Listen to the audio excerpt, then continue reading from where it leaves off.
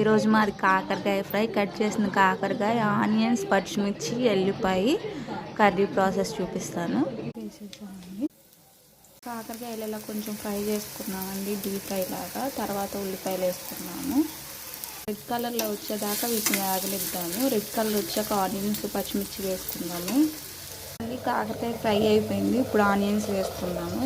ఎర్రగా వచ్చినాయా.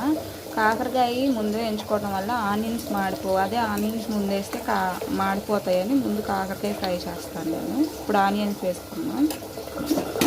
ఆనియన్స్, పచ్చిమిర్చి, ఎల్లిపాయ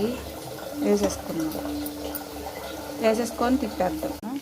ఇలా తిప్పి ఇవి కూడా కొంచెం ఫ్రై అయిన తర్వాత ఉప్పు, కారం, పసుపు వేద్దాము. కూడా కొంచెం లైట్గా మగ్గని. ఇప్పుడు ఉప్పు, కారం, పసుపు వేసేసుకున్నాం. కారం, పసుపు వేసాను చూడండి. కొంచెం మగ్గినాక కర్రీ అయిపోయింది. కర్రీ ఫ్రై అయితే రెడీ అయింది చూడండి.